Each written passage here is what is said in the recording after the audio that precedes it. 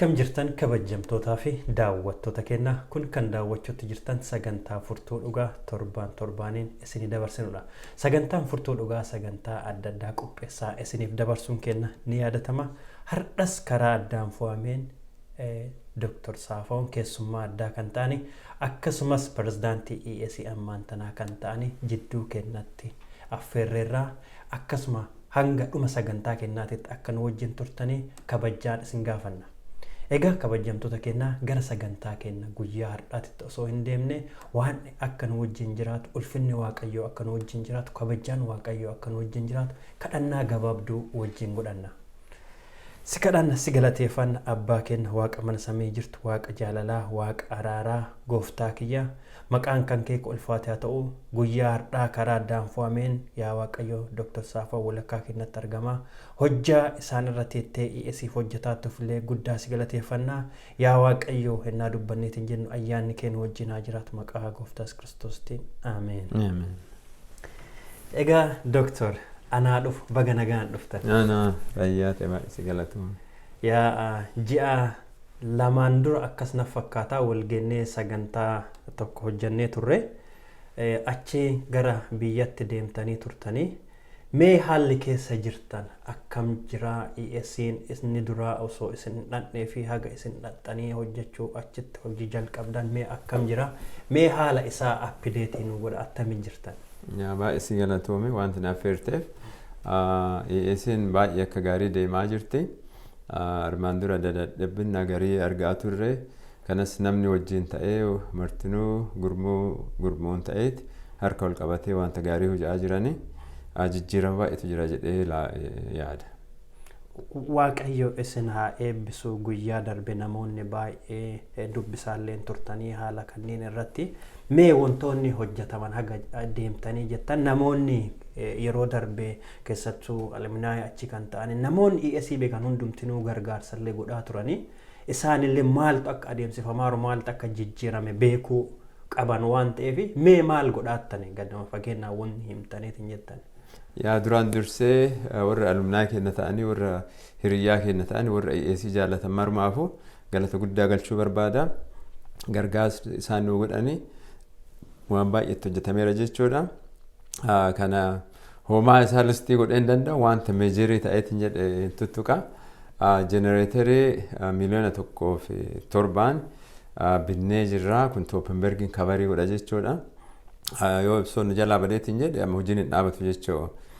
Keessattuu accounting office bakkee hojiin baay'een jirutti dur hinnaa ibsoon badeetiin jedhu hojiin hin dhaabbataa ture. Yoo ta'an jenereetarii diqqashuu takka tan ruumii tokko bichaan ibsoo ibsitu itti fayyadamaa turre amma inni kun Toppenbergi mul'uma isaa akkuma jiruun ibsa jechuudha.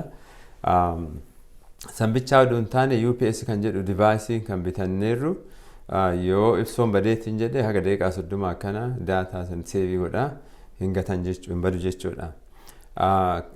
Hinnama jenereetarii binne san kompiitara 20 piriintarii 5 keessaa arfan leezer piriintarii gaariidha tokko immoo Epson inkjet printeriidha color printeriidha suni kanas singoone amma kan biraa baay'ee kan nama gammachiisu dormiin sadiinuu ka dhiiraa 2 ka dubartii tokko renoveetii godhaa jirra jechuudha. Wanta baay'eetu keessatti badee ture kilaazetiin bakkee uffata itti fannifatan kan dhiiraa akkuma jiruun mul'uma cabee dhumateera jechuudha ruumii morma keessattu isaamma haaraa itti galchaa jirra balballis ripeerii ta'aara hin midhaasaa jirra. Amma kan dhiiraa kan gadii dhumachuun oolu kan gubbaallee hinnaan achi ka'u torbaan tokkoon duratti dhufe gimmaashin isaa dhumateera kan dubartiillee jalqabaniiran. Sammichaa aduun taane kaafiteeriyaanis renoveetii ta'a jechuudha. Wanta baay'ee yaadaa jirra. Waaqayyo isin haa eebbisu hojii baay'ee gaarii hojjetaattanii. Wantoonni amma isin irra deebistanii haaromsaattan kunneen wantoota hinnaa dheeraaf haaromuu qaban osoo hin haaroomin turaniiran Kanaaf asumaan waaqayyo isin eebbisu warroonni aluminaa illee ta'anii gargaarsi isaan godhaaran isin ladda dhaabataniiran baay'ee guddaa waaqayyo isin eebbisu.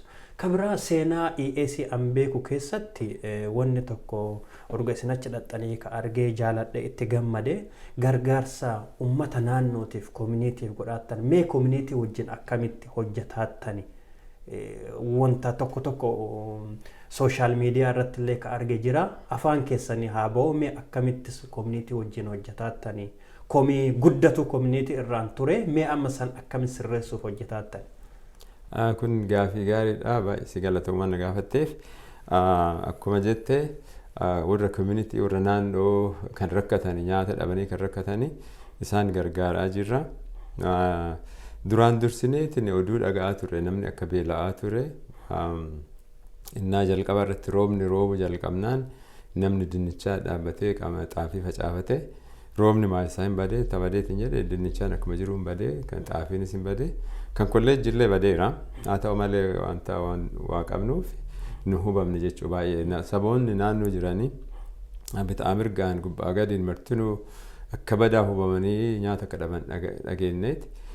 Kun maaltu nutti dhaga'ame waggaa lamaan duratti nu lafa keenyas qotanneen turre waa tokko qamadii boqqollaa xaafii hin arganne garuu waaqa galanni haa galu lafti nu deebi'ee haga nu qotanne maayisa qamadii turre kuntaala naa kana keessaa wanta nu barbaachisu itti fayyadamaa turre haa ta'u malee namni hinnaa beelaayitiin jedhu rakkoo keenya bichaa laaluu hin taane sabaas waan laaluu nurra turee fi qamadii kuntaala 100 saba naannooti waamneet kuntaala tokko nama lama akka qoodatan kenninee turre baay'ee kan nama gammachiisu immoo isa san social media irratti maxxansine maayisatti namoonni gariin Awurooppaa irraa Dr.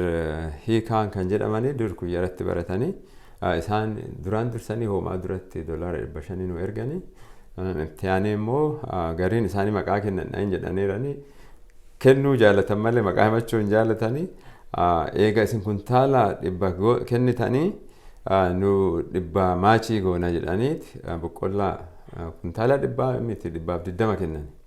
Isa isaanii naannoo bakkee kan duraa irraa warra argannetti kennine itti aanee immoo warri Awustiraaliyaa illee waan isaanii haa kennu birri kennan. Kan nu gahe birriin of course 1,188 erganii itti deebi'anii immoo gara 42,042 erganii turanii isa kanaan hoomaa isaa itti fayyadamuu hin dandeenye lachuu gizee tokko waan hin dhufnee fi haa ta'u malee kuntaala boqqollaa kuntaala 70 binnee shaallaa sanbatee bakkee jedhamutti bakkee namni akka baay'ee hubameeru nurraa fagoodha warra godinaa wajjin dubbannee warra gandaa wajjin dubbannee obbo Gammadu kanaan waan baay'ee na gargaaree jira saba waan beekuuf achi deemanii inniniif obbo Adam Qaabatoo shaallaa sanbatee deemanii nyaata hizbi baay'ee akka baay'ee beelaayeeru rakkateeru kennanii jiranii kun baay'isee nu gammachiisa sabaa kennuun baay'ee ilkee malee nu gammachiisa sanitti eda'ee immoo isin kennaa jedhanii yoonitti erganii hagam akka nutti amananii hagam akka nu jaalatan mul'isa. Kanaaf waaqa galata galchinaa galata alumnaa'ii kennaa warra naannoo jaalatu warra naannoo gargaaruu barbaaduun saba naannoo kan beela'aaru beelaa akka baan gooneerra kun ganaa hoomaa dhaqqabee hin jiru ammas warri gargaarsa ergaaran hin jiranii fakkeenyaaf obbo Yoosef Daaluu $600 ergee jira waan isaa haa kennu warri biraas jiru kan kennaaranii kanneen walitti qabnee ammas warra beelaayitiin jedhee hin geessina jechuudha. Kun nuuf baay'ee gaarii maaliif manni barnootaa keenya kun hundi achi jiruu fi community gargaaruuf biyya hoomaa gargaaruu fi keessattuu warra naannoo warra community jidduu sanitti argamnee akka nama argaa hin jirre akka dhagaa hin jirre yoo taaneet hin jenne kunis waaqa afuchis gammachuun hin jiru amma wanti hojaaru galata waaqaa saba wajjin engage godhaa jirra connect godhaa jirra saba wajjin hojii barbaanna jechuudha. Ameen waaqayyo isinaa eebbisu. Kakka'umsi keessanii guyyaa darbe kuntaala 100 isin kennitan suni baay'ee kakka'umsa gaarii seenaa an Itoophiyaa jireenya kiyya keessa beekutti dur gaafa xiqqaa ture hennaa dorkaasii namaa qoodanii hin beeka hin dhagaas garuu achiin booda durkaasiin sunis hin jiru wanti ECA irraa waanuma kamiinuu yoo fedhe hin bitta malee community ofirraa dhiiban ture dalloonnis ofi kalanii community'n akka hin seenne godhan ture haga hennaa namoonni naannoo dhufanii akka keessa kanatti waaqeffannee diidattaa waaqeffatanii haga jedhame diras illee tureera. Wanta san irratti hennaa baay'ee hiriyoota kiyya waliin illee ta'ee wanta baay'ee keessa deemne namoonni akka dhufanii waaqeffatan hennaan goonillee ture garuu amma jijjiiramee fudhachuu osoo hin taane sabaaf kennuu jalqabuun keessan waaqayyo sinaa eebbisu hirima kana fudhadheeti namoota baay'ee galateeffachuu fedhaanis warroota hennaa ammaa kana nama beelaanii fi gargaarsa godhaaran Awustiraaliyaa irraa Kanaadaa irraa UK irraa biyyi adda addaa irraa namoonni kenna ka'aniiti. Amma kunneen ka'ama isin beektan dhiyeennuma kanatti ani hiriyoonni kiyya gara birrii 210 erginee namootaaf qoonnee turre. Maanni kun kakka'umsa namaati waaqayyo isaan haa eebbisu jechuu yaaladha warra harki isaanii diriiree namoota beelaan kanneen dhaqqabanii nyaata akka argatan warroota godhaaranii waaqayyo isaan haa eebbisu hunduma isaaniitu isaan haa eebbisu jechuu yaaladha. Waaqayyo isinirraan taa'ee naannoo san hedduu jijjiiraara jedhee amana. Fuulduratti maanni karoorri keessa maal harkaa qabdan? Sunis gaafii gaariidha baay'iseetini pilaanii baay'ee qabna. Innaa tokko immoo pilaanii dhuma qabaattu yaada gaarii dhuma qabaattu ganzaba qabdu juufi. Wanti martinuu yaadaan jalqabaa pilaaniin jalqabaa pilaanii baay'ee qabna. Armaan duras dubbadhee ture yuunivarsiitii ijaaruuf yaada qabna. Yuunivarsiitiin kun lafa amma maasaa qamadii itti facaasaa jirusanii garri guddaan kaampaasii yuunivarsiitaa jechuudha. Kun waggaa 5 keessatti akka dhumatu yaadna. Garuu feeziin hujuu yaadaa jirra. Feeziin duraa waggaa addaatitti dhumachuu kan irra kan jiru TVET program jedhama. TVETin kun waa'ee harkaa kanneen barsiifna. Automotiivii makiina akkatti yaalan kana barsiifna. Human resources accounting kana kan digirii waggaa 2ti. Diploomaa waggaa 2 jechuudha. Namni immoo achi xumuree fixeeti yoo baay'eetiin jedhe hojii daddafee argata. Saba sin gargaara. Nus horii nu fida jechuudha. Dharraan kiyya maali gaaf tokko kadhaabichaan jiraachuu oduu hin taane akka of dandeenyee yuunivarsiitii san fidnu barbaada. TVETin kun baay'isee nu barbaachisaadha. Yoo dhumateetiin jedhe bakki amma keellaan jiru haayiskuulii gaditti raasaa san irratti ijaaruuf already dhakaa buufnee jirra. Dhakaan lafa jira malee hojiin baay'ee nu afoo jira jechuudha. Ndaam ennaa qamadii sabaa hirrisan bulchaan aanaa Shaashimannee dhufee nu bira dhufee ture itti aanaa wajjin poolis azaajii wajjin dhufanii kan nu kenninu kana ilaalanii baay'isanii gammadanii maal nuun jedhanii armaan dura ka dhaga'aa turre namoonni lafa san fudhachuu barbaadanii innaa baay'ee dhufanii isinirraa itti fneerraa kanutti himanii mindaayyuu kennanii hin danda'anii lafa san itti fayyadamaa hin jiranii nu biizinesa itti hunyaa mana barnootaa itti hunyaa wanta garaagaraa itti hunyaa saba naannoo gargaara jedhanii amma kunoo ijuma kiyyaan argee jedhanii dubbatanii bulchaan aanaa baay'isanii nu galatooffatanii kuni maal mul'isa akka ardhuugama armaan dura mindaa sinnaa kaffaluu dadhabe manni barnootaa tureera amma rakkoo san hin qabnu waaqaa galanni haa galu kan barbaannu TVET san jalqabuufi kanaafi horii nu barbaachisa miliyoonii doolaara Ameerikaatiin miliyoonii 1 ka barbaachisu kun baay'ee fakkaata malee namni baay'een yoo garaa laafee kenneetiin jedhe hin hojjetamu. Innaa baay'ee namni maannaan jedha ati baay'ee ciincaa guddaa buufteetta biyya dhattee ka hojaattu ciincaa guddaa buufteetta naan jedhani ani lakki ciincaa guddaa miti jedhee deebisaa ture. Amma dhugaa dubbachuun irra jira ciincaa kenneetuma jira. Jireenyi kiyya kan biraa ture asitti garuu baay'isee kana gammachiisu jireenyi amma itti jiraadhu duun taane saba kiyya innaa tajaajileetiin jedhu baay'isee gammada. Najajuu dhiisaati warri achitti barattanii baatan uf duuban deebinaa gargaarsa kennaa akkuma waan isin eebbiseen eebba sani mana barnootaa sanii qoodaa. Anis karaa danda'een hojaatuma jira. Horiis yoo danda'eetiin jedhan kennaara jireenya achi jiraadhee hojjetaa jira nu duukaa yoo jiraattanii yoo nu ladda jiraattanii yoo nu gargaartanii kun gammachuu guddaatti nu dhagama ka durii caalaa hojii barbaanna maallaqni ganzam isin kennitan waa tokko hin baadu hojii irra oolchitan akkuma isin nutti himtanitti hojii irra oolchina jechuudha. Amma dhakaa lafatti buufnee jirra dafnee dhakaa bu'uura gooneeti hojii jalqabuu barbaanna. Kanaaf gargaarsa keessan nurraa hin hambisinaa. Namni hinnaa baay'ee yoo directly narraa hin dhageenye hin qoollifatan of duuba. Wanta akkanaa kana godhu nurra hin jiru. Haa jabaannee haa kenninu. Kunoo na dhagaa jirtanii miidiyaa kana irratti baay'isii galatoom carraa kana waan na kenniteef bakkee baraa warri jirtan warri kana dhageettan Ameerikaa keessa ta'ee Awurooppaa ta'ee Awustreeliyaa Afrikaa keessa biyya jirtan maraayyuu please adaraa keessan gargaara haa gargaaru mana barnootaa keenya haa guddifnu maaliif qubaan nutti mul'isanii dadhabas nuun jedhanii dadhabaa miti jabeenya guddaa qabna garuu ufduu bakka hin deebine haa jabaannee gargaarru baay'isee isin galatoofadha. Akkamiin akka itti erganis information isii kennuu hin danda'a. Kana jabaadha nutti. Ameen waaqayyo sinaa eebbisu dooktoriin waa'ee cincaa keessan irratti waan tokko jechuu jaalladha. Sababiin illee isin nama jechi namni jireenyi namaa walirra jala jira. Tokko baratee barumsa isaatiin dooktoreetii qaba tokko neersii tokko ammoo hojii guyyaa guyyaan hojjetee argata.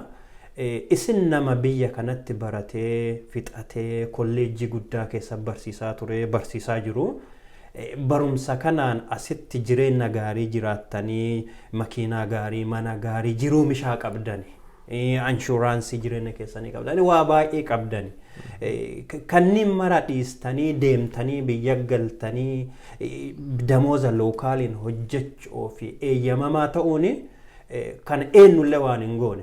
Anam asitti jireenyi kiyya an akka keessan baradhee dooktorii tun qabu jiruun kiyya fiffigee waan guyyaan fudhadhu wanni ani ittiin jiraadhuun garuu galiitii ECA pirezidaantii ta'e odunaan jedhanii galeen ta'u maaf damoozni isaan naa kafalan guyyaa tokkocha waan san argachuu danda'a. Isin narra nama baratee namarra ekspiriyaansii guddaa qabdanii jireenya gaarii qabdanii kanniin mara dhiistanii cincaa godhuun deemtanii achitti hojjedhaa saba kiyya jijjiira jechuun cincaa guddaa akka salphatti ilaalina cincaa guddaa isiniin jechuu fedha. Waaqayyo kanaaf ammoo dabalee isinaa eebbisu. Egaa kabajamtoota keenya eega isaan barumsa kolleejjii barsiisan dhiisaniiti galanii mana kana hin ijaaraa mana kana hin dhaabsisa. Nahimiyaan gaafa gara biyyaatti deemu mana mootii keessa ture. Maasaraa mootummaa keessaa ka'eetiin deeme jiruu gaarii qaba akka mishaa jiraata wanni isaa yaachisu tokko illee hin jiru. Garuu maasaraa mootummaa san irraa Yerusaalemii jiddetu isa gaddisiisee booye. Kanaaf Nahimiyaan bara kanaa isin waan ta'eef hin dhaqa. Anuu hin deema jettaniiti eenyullee oduu isin hin dirqisiifne. Isaayyaasin illee fudhachuu dandeenya. Waaqayyo eenyuun ergadha. Ennaa inni jedheetiin jedhe Isaayyaas na ergadhuu jeene. Nahimiyaa taatanii Nahimiyaa bara kanaa taatanii Isaayyaasii bara kanaa taatanii deemuun keessan fakkeenya gaarii cincaa guddaa. Kanaaf waaqayyo sinaa eebbisu jechuu jaaladha. Dhugumatti asumaanillee waamichi an saba keenyaa godhuu fedhu eega isin uf kennitanii nu horii keenya kennuu irraa akka hin dadhabne akka gaafuu kadhatanillee akka hin jenne asumaan saballee gaafachuu fedha. Warroota kennaadhaan dhugumatti waaqayyo isaan haa eebbisu kan mada daddabalee isaanii haa kennu jechuu jaaladha. Yoo yaada dhumaa qabaattan isiniif kenna. Warri kennan baay'ee miti. Warra duraan kennanitti irra deddeebanii kennaadhaan. Warri dandeettii qaban baay'eetu jiran. Anis yennaas barsiisaa ture hin beekaa jireenya kiyya kasiitiif ka biyyaa walitti bikkeetiin jedhe sameef ardiidha. Ammas yoo ta'e gargaarin kenna. Financial illee horii illee kenna. Of bichaa aduun taane kan biraa wanti asirratti kaasuu kan barbaadu namni keenya fudhachuu bichaa aduun taane kennullee akka baratu jenneeti kaampaasii keessatti dubbannee nu martinuu warri achitti hojjennu kaampaasii keessatti ka hojjennu damooza keenya ka ji'a tokko waggaatti akka kenninu jenneerra yuunivarsiitii saniif. Ani ka ji'a lamaa kenneera. Horiin narraa hafee aduun taane horii baay'ee na barbaachisa. Garuu eega of kenneetiin jedhe horii kiyyallee duuban qoollifanne kennu waan barbaaduuf akkasitti kennee jira. Kan biraas jiru warri South East Ethiopia fiilleen hojjetaan achi martinuu kan ji'a damooza isaanii mindaa akka ji'a tokko waggaatti kennan jedhaniiran. Namoonnis jiru warri biyya naallee warri pileejii godhan. Amma maqaan dhawu namni waggaatti $10,000 kenna jedhee pileejii godheeru jira. Waaqayyo isaa. Ka 5,000 jira. Warri pileejii godhan baay'eetu jiran. Garuu harka baay'ee deddeebi'ee dachaan kasan caalu warraan kennine haa kennu garuu dharraan qabanii nu amanaa saantimii tokkotti keessaan fudhannu. An akka kiyyaatti horii kiyyatu gara mana barnootaa darba malee yoo ka mana barnootaa irraa fudhee abaarsa natti ta'a. Kanaaf hin kennaa isinillee of duuban deebinaa kennaa daddafnee tiiveet instituutii san akka dhaabsifneet hin jennu waggaa keessatti waan fixuu barbaannuufi hadaraa keessan nutti hin cadhisinaa. Na jajuun hin barbaachisu. Kennaa. Isinillee cincaa buusaa bakkuma jirtanitti cincaa buusaa. Wanta waan carraa kan naa kennee fi baay'isee gammadaa hin naa kennaniit hin jedhanii naallee mooraalii guddaa naa kenna. Ka durii caalaa akka hojii na gargaara. Abdiin kutu. Ammallee ani ergamaa tokko malee ani pirezidentii jedhee ibsuuf hin laalu. Ani ergamaa waaqaati. Waaqaa fi saba waaqaati tajaajiluu barbaada. Kaampaasiin akka guddatu barbaadna. Cheenjiin baay'een jijjiiramni baay'een already mul'ataa jira. Namoonni nutti himan. Amma doormii keessa deemee ilaaleetti jedhu baay'isee nama gammachiisa. Ijoolleen ispoonserii godhaa. Warri ispoonserii godhaattanis jirtanii ijoollee itti eda'atumas ispoonserii godhaa. Fakkeenyaaf Utaawaayyuu faawundeeshin gara barataa 60 ispoonserii godhaaran waggaa kana. Waggaa darbe 19 ture amma 41tti edaniiran. Baay'isee nama gammachiisa. Kan biraa immoo gruupiin Pastor Gabriel Alfalama and Sister Itoophiyaa Taaddasee isaanis ijoollee 10 ispoonserii nu godhaa jirani. Kan biraa immoo baay'isee kan nama gammachiisu. Dhiyeennuma kana cheerchiin Doole tamaarota 40 nu bira fidaaran. Kun gammachuu guddaa. Sabni jijjiirama akka fidaaru ilaalaa jirani. Waa tokkollee kaasuu barbaada. Quality of education baay'isnee improve godhuu barbaadna. Fakkeenyaaf overseasiin Englishin barsiisanii wanti an argeetiin jedhe xiqqoo nan gammachiifne afaan Oromiffaa fi Amaariffaan explainii godhan. Kun regular school malee overseasiin sila English bichaadha. Gara tamaarota 500 achi qabna. Isa kana jijjiiruuf ta'an amma. Warri kolleejjitti barsiisanii volunteerii godhanii kilaasii fudhatanii akka barsiisanii. Anis volunteerii godhuuf ta'a. Warri afaan English hin beekne gaariitti hin dubbanne asistaantii ta'anii nootii fudhatanii akka nu warri kolleejjii akka itti barsiifnu laalanii English isaanii laanguujii isaanii afaan English kana birashaappii godhanii jabeeffataniiti akka hojiitti deeman goona. Ammaa fi asistaantii akka taanu goona. High school illee improve godhuu yaadaa jirra. Diqqoo kana nama yaachisu high school warri achitti barsiisan warri baay'een warri adventistii hin taane adventistii illee recruitii godhaarra warri nama lama arganneerra kan chemistry barsiisuuf moral and civic kan barsiisu warri adventistoota. Adventistoota bichaallee hin taane warra quality qabu nu barbaachisa bakkee marattu. Maaliif kompiitii godhuu barbaanna lamee irratti biyya bichaa miti. Isin potential guddaa qabna. Amma of garagalee yoo ilaaleetiin jedhu saba maqaa isaanii dhawu lamaan overseasitti warri baratanii ba'anii hinnaa isaa wajjin English dubbadhu naa gadi miti ka dubbatan. Perfect. Actually counseling mana barnootaa kennaa lawyeriin kachitti barattee baateettu. English isin barreessitu is amazing. Maaliif quality education argattee turte jechuudha. Anatuma kanaan ijoolleen amma barataniitis qofa follee akka quality education akka argatan barbaanna. San irratti jabaannee hunya. Isinis supportii nu kenna. Already namni gariin namni tokko sponsorii nu godhan language lab sponsorii godhaniirani. Isa sanis dhiyeennatti jalqabuu barbaanna. By the way, graduation dhiyeennaa ijoolleen eebbifamtu for the first time live streaming goone. Graduation is which is great. Internet nama lama qabna director and assistant director of ICT baay'isanii gaarii hojjaa jiranii san caalaa gana akka jabaan barbaanna yoo sun nu jabaateetiin jedhe language lab jalqabna jechuudha. Ameen waaqayyo sinaa eebbisu baay'ee hojii baay'ee bareedatu hojjetamaara. Abdii qaba namoonni isin duubaan baay'een isaanii hin jiranii namoonni sagantaa kana hordofanii dhaagan hundumtinu akka isin duukaa dhaabatan abdii qaba waaqayyo hojjaa isin hojjaatan irratti sinaa eebbisu sagantaa guyyaa har'aa kenna osoo hin golamne duratti yoo yaanni dhumaa ka dubbachuu qaba jettan yoo jiraate isinii kenne sagantaa kenna kakadhaa asuma irratti xumurra. Amma baay'isee fageessee itti yaadee oduun taane torbaan tokkoon duratti dhufe amma wanti dhufee fi ennaa tikeetii bitadheetiin jedhu raawund tiriippiin seepteembarii keessatti waan ta'uuf return trip jechuudha. Isaa dheeressuuf horii baay'ee na gaafannaan lakkee ma dhufa jedhee PC irraa eeyyama argadhee yuuniin irraa eeyyama argadhee dhufe wanti dhufee fi saba wajjin dubbachuuf warri ganzaba kennanii danda'an ammallee haa kennanii. TVET institution waan ijaaruu barbaannuuf ammoo kaampaasii amma qabnu kanaa fi equipmentiin baay'een hin jiru. Automotive technology keessatti waan ta'unnaa nu barbaachisa tuulii industry keessatti illee like electric saw, landscape if lawn mower ka oofanii muran jira miti kaampaasiin badhaa waan ta'eef waan akkasiis nu barbaachisa. Gardenii keessallee wanta garagaraa nu barbaachisa. Namni tiraaktarii moofaa akka qabu yoo kennuu barbaadin haa dubbisani. Meeshaa kanneen walitti qabeet qopheessee shippii goosisuu barbaanna. Kana warri nu gargaaran yoo jiraatanii heziteetii akkan goone lakkoofsi kiyyaa ka biyyana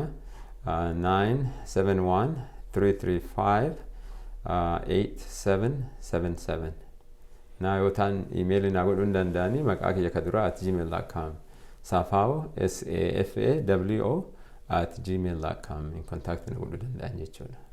Ameen waaqayyo sinaa eebbisu yaanni keessanii egaa kabajamtoota daawwattoota kennaa namoonni meeshaa adda addaa manaa qabdan dhagaraa haamtuu qottoo dongora waanuma manaa qabdan akkasumas kamargaan haaman driilee screwdriverii pressure washer anything ka bishaanii miican waanuma qabdan meeshaa adda addaa waan ittiin hojjechuu danda'aniitiin jedhanii yoo nu dubbistaniitiin jettan anaafillee keessaan inbox naa godhuu dandeettanii urgee isin jirtan dhufnee fuudhuuf eeyyamamaa waanuma qabdan meeshaa waa hojjeta jettanii yaaddan ka akka marga haamu ka lafa qotu kam waanuma ta'e waan keessattuu automotive mafchaa adda addaa screwdriverii adda addaa waan qabdanii wanta kana hin qabaa ittiin hin fayyadamu yoo taane gargaarsaaf kenna. Ka hin qabne illee ka bittanii nuu kennuu feetan illee yoo jiraattan waaqayyo sinaa eebbisu namni mafchaa tokkocha bitee kenneetiin jedhe guddaa galata guddaa qaba. Kanaaf meeshaa qabdan hundumaayyuu ka garaajii keessa ol guurtanii ittiin hin fayyadamne illee jiraachuu danda'a. Waan ta'eef yoo qabaataniitiin jettanii meeshaan akkanaa kun hin jira jedha anillee ta'ee doktor dhufnee fuudhuu fi eeyyamamaadha. Isinis waan kana gootaniif waaqayyo sinaa eebbisu hedduu isin galateeffannaa turtiin keessa waan wajjin ta'eef galatooma isinin jechuu fedha. Ulfaadhaa sagantaa kenna kan guyyaa har'aa asuma irratti xumurreetiin jenna doktor kadhannaa gabaabduu waliin godhanne haa fidnu. Gooftaa kenna kama samirti galanni siifaa ta'uu carraa kana waan nu kenniteef saba kee akka tajaajilu waan nu karaa nu dhuftees galatooffanna saba asirratti dhagaa jiranis isaan eebbisii warra kennuu danda'us waaqayyoonni isaanii tuqee akka kennan ka kennames hojiirra akka ooluuti nu gargaari wanta maraafuu kabajaa keetiif akka nu goonu nu gargaari. Maqaa Yesuusiin jennee si kadhanna. Ameen. Ameen.